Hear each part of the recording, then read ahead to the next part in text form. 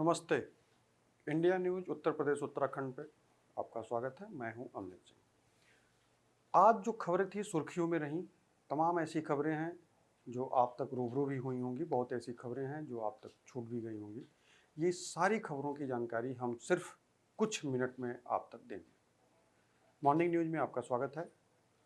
पहली खबर अगर हम बात करें तो सीधा सीधा सीएम योगी कई परियोजनाओं का लोकार्पण करते हैं। खुशखबरी प्रदेशवासियों के लिए हैं कि बहुत सारी ऐसी चीज़ें थी जो विकास की परियोजनाएं थी। बात वहीं नहीं रुकती है, बात परियोजनाओं के साथ साथ वक्फ बोर्ड को लेकर के तंज भी कसा जाता है, उस पर प्रतिक्रियाएं भी आती हैं इधर उधर से। कई नेता जो है, विपक्षी नेताएं जो हैं वो भी अपना प्रतिक्रिया देते हैं। इसके बारे में भी हम आपको जानकारी देंगे। बात के लिए आश्वस्त करने के लिए आया हूं, अगले 3 वर्ष के अंदर उत्तर प्रदेश से गरीबी को हर हाल में पूरी तरह समाप्त करके एक समृद्ध राज्य के रूप में स्थापित हमें करना है। जीरो पॉवर्टी के लक्ष्य को प्राप्त करते हुए, जीरो पॉवर्टी के इस लक्ष्य को प्राप्त करते हुए उत्तर प्रदेश को देश की नंबर 1 की अर्थव्यवस्था के रूप में भी हम स्थापित करेंगे। उत्तर प्रदेश ने पिछले 8 वर्ष में जो कार्य किया है, आज सर्वाधिक एक्सप्रेसवे देश के अंदर उत्तर प्रदेश के पास। वक्फ संशोधन बिल को लेकर सीएम योगी ने महाराजगंज में बड़ा बयान दिया। उन्होंने वक्फ बोर्ड पर गंभीर आरोप लगाते हुए कहा कि ये संस्थान अब तक लूट का अड्डा बना हुआ था, लेकिन अब ऐसा नहीं चलेगा। वक्फ बोर्ड संशोधन अधिनियम पारित किया है। अब वक्फ बोर्ड के नाम पर जमीनों पर कोई डकैती नहीं डाल सकता है, लूट खसोट नहीं हो सकती है, चौराहे की जमीनों पर कोई कब्जा नहीं कर सकता है। अब सार्वजनिक संपत्ति जो भी होगी, जो राजस्व की भूमि होगी, उसका उपयोग विद्यालय बनाने में, चिकित्सालय बनाने में, कॉलेज बनाने में, मेडिकल कॉलेज बनाने में, ऐसे बैराज बनाने में, गरीबों के लिए आवास बनाने में ही उसका उपयोग होगा। किसी बोर्ड के नाम पर लूट खसोट हमेशा के लिए लगाम लगाने का काम किया है। प्रदेश के विकास का जिक्र कर नंबर 2 की अर्थव्यवस्था बन चुका है। 56 लाख गरीबों के लिए मकान मिले। अब कोई उत्तर प्रदेश में भूखों नहीं मरता। 25 करोड़। कार्यक्रम के दौरान सीएम योगी ने प्रदेश की तरक्की में केंद्र की मोदी सरकार के योगदान का जिक्र करते हुए यूपी की बदलती तस्वीर के बारे में जनता को बताया। यूपी में हो रहे चौतरफा विकास के लिए मोदी सरकार का धन्यवाद किया। तो वहीं आने वाले समय में प्रदेश को हर मोर्चे पर सशक्त करने की बात कही। Bureau report, India news Uttar Pradesh Uttarakhand. बात करेंगे गुजरात की। गुजरात के जामनगर में एक विमान क्रैश होता है, ट्रेनी विमान होता है, जगुआर विमान जो क्रैश होता है। उसमें पायलट होते हैं, पायलट के साथ उनके सहयोगी भी होते हैं। और इतना ही नहीं, उसमें विमान क्रैश होने की कंडीशन में बजने की कंडीशन बहुत कम होती है, तो विमान में एक जवान शहीद भी होता है। उस शहीद के परिवार के साथ देखिए एक खास रिपोर्ट।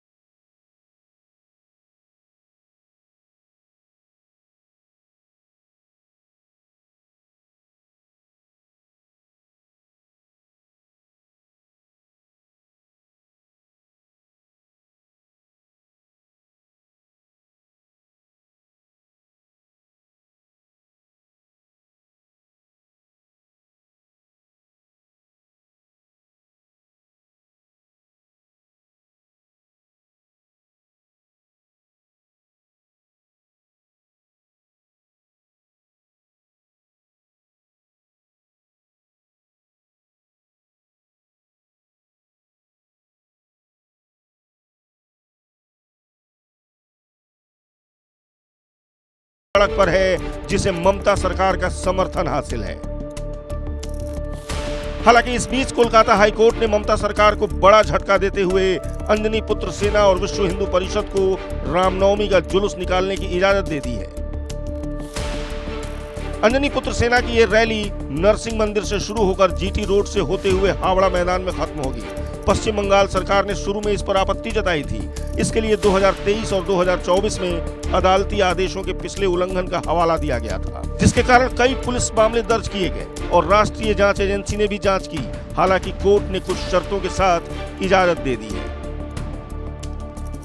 जुलूस में हथियार ले जाने की इजाजत नहीं है। जुलूस में शामिल होने वालों को पुलिस और प्रशासन के पास अपना पहचान पत्र जमा करना होगा। अंजनी पुत्र सेना और विश्व हिंदू परिषद को सुरक्षा के लिहाज से अलग अलग समय पर जुलूस निकालने की परमिशन दी गई है। इसके साथ ही जुलूस में लोगों की संख्या को भी सीमित कर दिया गया है। हम बार बार बोलते हैं, बंगाल में कोई भी प्रोग्राम करता है, पॉलिटिकल हो चाहे धार्मिक हो, कोर्ट से परमिशन लेना पड़ता है। यहाँ की सरकार पुलिस परमिशन नहीं देता है। इसलिए रामनवमी के जो प्रोग्राम है, पूजा है, शोभा यात्रा है, वो हिंदू समाज अपना ट्रेडिशन के अनुसार करेगा। पुलिस का जिम्मेदारी उसमें और शांतिपूर्वक अनुष्ठान उसको देखना, व्यवधान नहीं डालना है। पुलिस जानबूझकर गड़बड़ करता है और आगे कोर्ट में जाता है कि बोले देखो वहां तो गड़बड़ हुआ था, नहीं मिलना चाहिए। अच्छा है, न्यायाधीश ने बोला है कि अगर दुर्गा पूजा में कभी गड़बड़ हो जाए, अगले बार से पूजा बंद हो जाएगा क्या? ऐसा निकम्मा पुलिस देश में कहीं नहीं है। अभी पूजा हमारा रामनवमी में जुलूस नहीं निकले, इसलिए जगह जगह दंगा फसाद कराया जा रहा है। लेकिन कोर्ट की इजाजत के बावजूद भारतीय जनता पार्टी और टीएमसी आमने सामने हैं। अदालत ने 6 अप्रैल को जुलूस निकालने की इजाजत तो दे दी है। बीजेपी समेत कई हिंदू संगठन जुलूस निकालने के लिए तैयार भी हैं। लेकिन इस बीच अब टीएमसी भी जुलूस निकालने जा रही है। टीएमसी विधायक शौकत मुल्लाह का कहना है, तृणमूल कांग्रेस कैनिंग में होने वाली रामनवमी की विशाल रैली में शामिल होगी। जुलूस के आयोजक ने भी उनको न्योता दिया है। टीएमसी के जुलूस निकालने के ऐलान के बाद पश्चिम बंगाल में हालात बिगड़ने का अंदेशा जताया जा रहा है। हालांकि बंगाल सरकार ने सुरक्षा एजेंसियों को हाई अलर्ट पर रखा है। लेकिन बीजेपी का आरोप है, हर साल ममता सरकार रामनवमी के जुलूस को लेकर भेदभाव करती है। रामनवमी की शोभा यात्रा हमारी 6 अप्रैल को होने जा रही है। पुलिस प्रशासन के द्वारा परमिशन को रिजेक्ट किया गया है ड्यू टू सेंसिटिव एरिया बोल के। विगत वर्ष भी ऐसा ही उन्होंने बोला था और उच्च न्यायालय में जाके हम लोगों ने पिटीशन दाखिल की थी और हमें परमिशन मिला और भव्य शोभा यात्रा बहुत अच्छे शांतिपूर्ण तरीके से निकली। हम लोगों की आशा थी कि प्रशासन इस बार किसी तरह का डिस्टरबेंस हम लोगों के साथ नहीं करेगी, लेकिन प्रशासन अपना वही पुराना राग अलाप रही है कि यह सेंसिटिव एरिया है, इस एरिया से हम नहीं जा सकते हैं। तो पश्चिम बंगाल की इस भूमि में जहां सर्वधर्म सम्मान की बात होती है, तो वहां पे रामनवमी की शोभा यात्रा निकालने में सेंसिटिव एरिया है। ये हमें नहीं समझ में आ रहा है कि किस तरह का सेंसिटिव एरिया है। बंगाल में इस बार रामनवमी का जुलूस कितना भव्य होगा, इसका अंदाजा इस बात से ही लगाया जा सकता है कि पश्चिम बंगाल में रामनवमी पर 2000 से ज्यादा रैलियां निकाली जाएंगी। 200 झांकियां और 5000 जगहों पर राम महोत्सव आयोजित किए जाएंगे। 60 शोभा यात्राएं तो अकेले कोलकाता में ही निकालने की तैयारी हो रही है। बीजेपी दावा कर रही है रामनवमी की रैलियों में पूरे राज्य में करीब 1.5 करोड़ हिंदू हिस्सा लेंगे। यह हमारी कॉन्स्टिट्यूशन राइट है, धर्म पालन करना। ये रोक रहा है, इलीगल काम कर रहा है ममता जी का इशारा में पुलिस, इसलिए हाईकोर्ट का दर्जा खटखटाना पड़ रहा है। हर इश्यू में हाईकोर्ट में, सुप्रीम कोर्ट में जाना पड़ रहा है। ये हाईकोर्ट ने कॉन्स्टिट्यूशन को प्रोटेक्शन दिया है। आर्टिकल 25 से 28 देख लीजिए। हमारी रिलीजियस परफॉर्मेंस करने का पूरा अधिकार है, छीनने का कोशिश कर रहा है ममता पुलिस। इसलिए हाईकोर्ट जो वर्डिक्ट दिया है विद इन कॉन्स्टिट्यूशन दिया है। I personally as a leader of opposition I welcome this verdict. वैसे इन सब के बीच सियासत इस बात पर भी हो रही है कि ममता सरकार रामनवमी के मौके पर हिंदुओं के जुलूस निकालने का तो विरोध कर रही है, लेकिन मुसलमानों को वक्फ संशोधन बिल के खिलाफ प्रदर्शन करने की इजाजत दे रही है, जिसमें भड़काऊ बयानबाजियां हो रही हैं।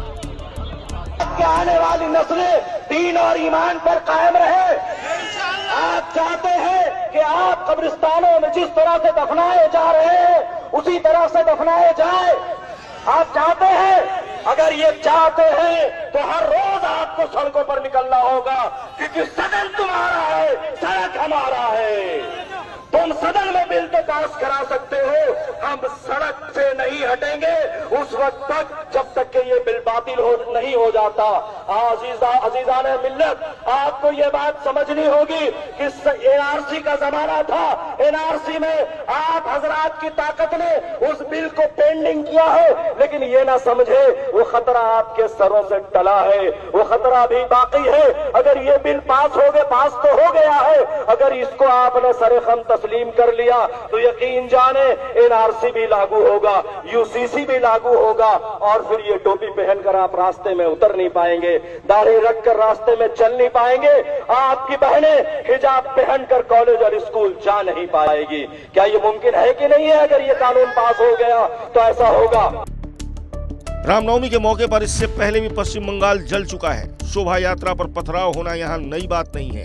ऐसा लगता है जैसे पश्चिम बंगाल हिंदुओं पर हमले का एपिसेंटर बन चुका हो। लेकिन इस बार कोलकाता हाई कोर्ट से ममता सरकार को बड़ा झटका लगा है। अब जब जुलूस निकलेगा तो कोई अप्रिय घटना न घटे, ये देखना सरकार की जिम्मेदारी होगी। यही वजह है पूरे राज्य में सुरक्षा व्यवस्था सख्त की जा रही है। संवेदनशील इलाकों में 29 IPS अफसरों की तैनाती की गई है। अकेले कोलकाता में 5000 पुलिस कर्मियों की तैनाती का आदेश दिया गया है। Bureau report, India news. Waqf board विधेयक पास होता है। वक्फ संशोधन विधेयक के साथ लगातार गहमागहमी बनी है, प्रदर्शन हो रहा है, विरोध में कई नेता नारेबाजी भी कर रहे हैं, और वहीं सीएम योगी लगातार रैलियां कर रहे हैं और रैलियों के साथ साथ विकास की योजनाओं की बौछार भी कर रहे हैं। सीएम एक रैली में संबोधित कर रहे थे जनता को, वहां से उन्होंने एक निर्देश दिया। उन्होंने सीधे कहा कि वक्फ संशोधन तो पास हो गया, लेकिन अब आप तैयार रहिए, क्योंकि 1 इंच ज़मीन जो है वो हम किसी को कब्जा नहीं करने देंगे। सब मुक्त होगा, विद्यालय खोले जाएंगे, अस्पताल खोले जाएंगे। एक लंबी ताली के साथ सीएम के इस बयान का स्वागत होता है।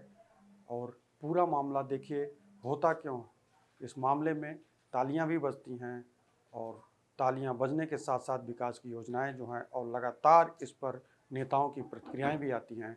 कौन क्या कहा, किसने क्या कहा, सुनिए इस रिपोर्ट में।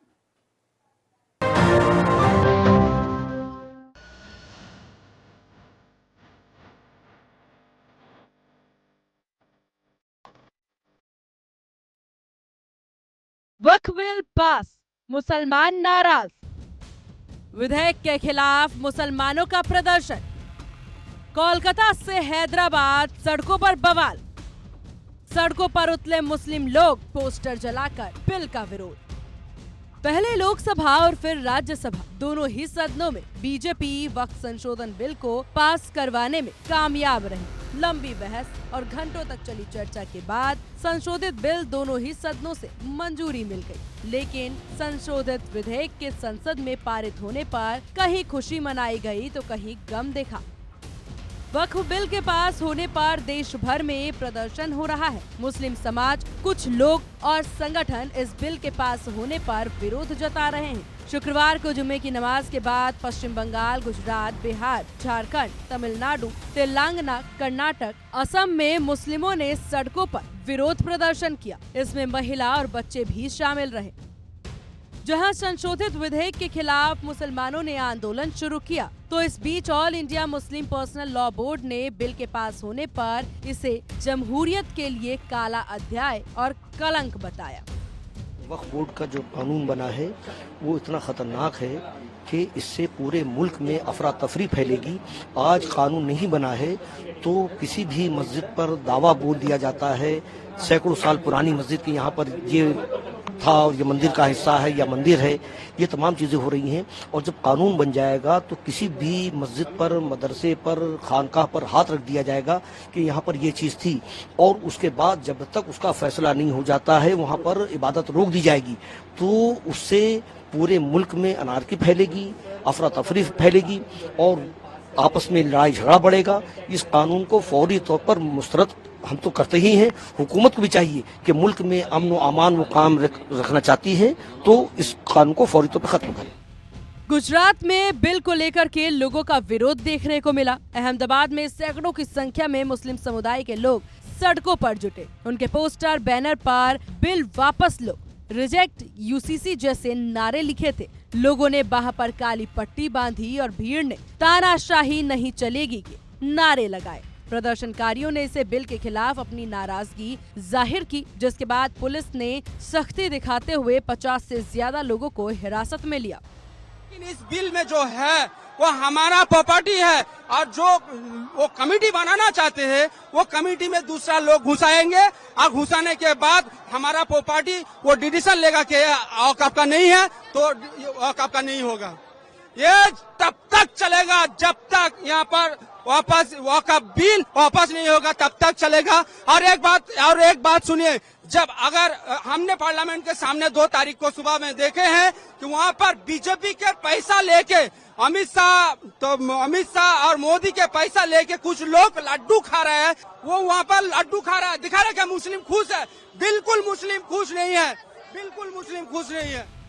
पश्चिम बंगाल के कोलकाता में पार्क सर्कस क्रॉसिंग में हजारों लोग सड़कों पर जमा हुए, जहां पे वक्फ बिल रिजेक्ट के बैनर पोस्टर लिए लोगों ने विरोध किया। साथ ही मुस्लिम लोगों ने बिल के विरोध की तख्तियां जलाई। हम सरकार से ये कहना चाहते हैं, ये बिल हम लोग मानेंगे नहीं, कोई सूरत से नहीं मानेंगे, क्योंकि हमारे अपनी ही बाप दादा की जमीन जायदाद पे वक्फ बिल बना करके कब्जा करना चाह रहे हैं।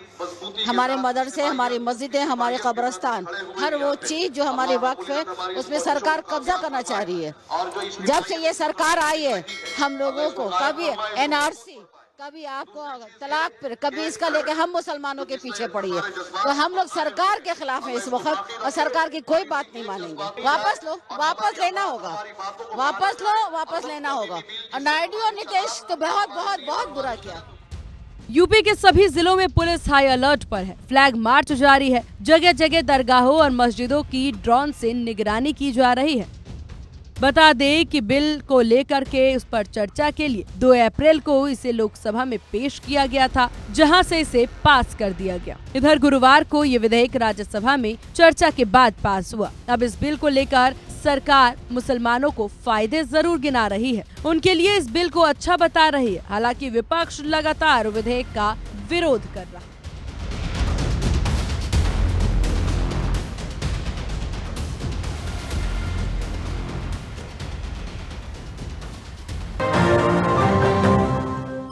कानपुर में एक सनकी का मामला सामने आता है।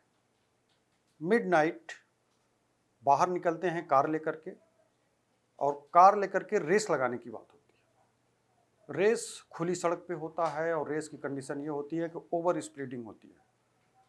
ओवर स्पीडिंग इतना होता है कि कई जिंदगियों को कुचल दिए। उसके बाद जनाब थाने पहुंचते हैं और क्या कुछ कहते हैं सुनिए इस रिपोर्ट।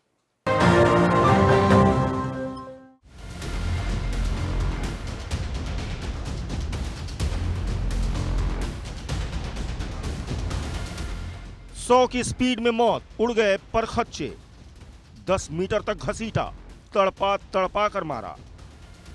BMW इनोवा की race, on the spot death.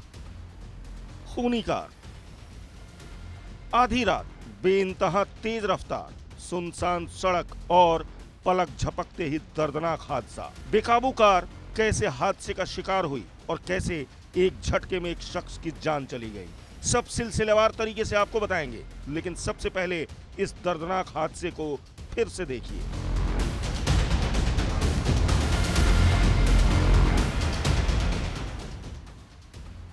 रूह को कपा देने वाली ये तस्वीर कानपुर की है। यहां देर रात BMW और इनोवा कार सवार रेस लगा रहे थे। सुनसान सड़क पर BMW तो सनसनाते हुए निकल गई, लेकिन पीछे पीछे आ रही इनोवा मौत साथ लेकर आ रही थी। जरा एक बार फिर से मौत की ये टक्कर देखिए।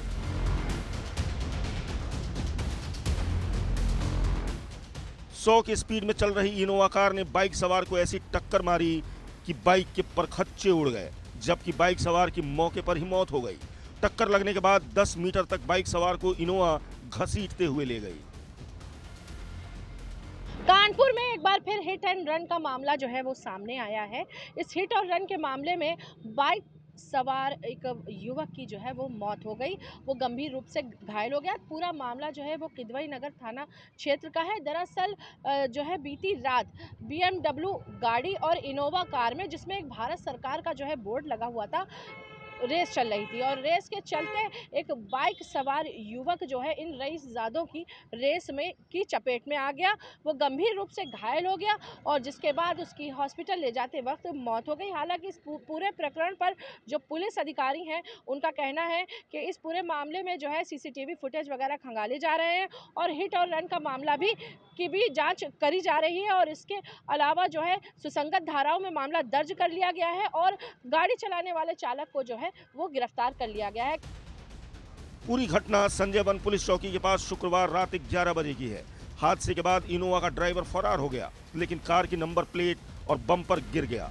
पुलिस ने इनोवा के ड्राइवर को हिरासत में ले लिया है। मृत युवक की पहचान किदवई नगर H ब्लॉक निवासी नवीन गुप्ता के रूप में हुई है।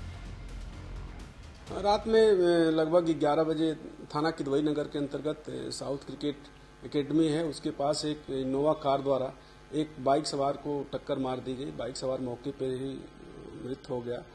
उसके बाद पुलिस ने CCTV कैमरा देखा, उसके आधार पे और गाड़ी नंबर के आधार पे गाड़ी मालिक का पता लगाया। फिर जो उसका ड्राइवर था उसको अरेस्ट कर लिया। पीड़ित से तहरीर लेके, पीड़ित के परिजनों से तहरीर लेके मुकदमा सुसंगत धाराओं में कायम कर दिया गया है। ड्राइवर कार चालक अरेस्ट कर लिया गया है और अग्रिम विवेचना की जा रही है। CCTV से साफ जाहिर होता है कि ये हिट एंड रन का मामला है। कार सवारों ने रेसिंग के दौरान बाइक सवार को उड़ा दिया। इसके बाद इनोवा ड्राइवर मौके से भाग निकला, लेकिन हादसे के वक्त गाड़ी का नंबर प्लेट गिर गया, जिसके आधार पर उसे पकड़ा गया। रफ्तार की सनक ने एक और शख्स को मार डाला। रेस का शौक किसी के लिए मातम कैसे बन जाता है, ये तस्वीरें बताती हैं। लेकिन सवाल ये है कि आखिरकार मौत की रफ्तार पर ब्रेक कब लगेगी या फिर रेस की सनक में यूं ही जान जाती रहेगी। Bureau report, India news. आज की सुर्खियां जो भी थी ये हम आपके सामने रखे। कल भी हम सुर्खियों लेकर के आएंगे और कुछ घंटों का इंतजार करिए, हम आपके सामने दोबारा उपस्थित होंगे। फिलहाल अभी के लिए नमस्कार।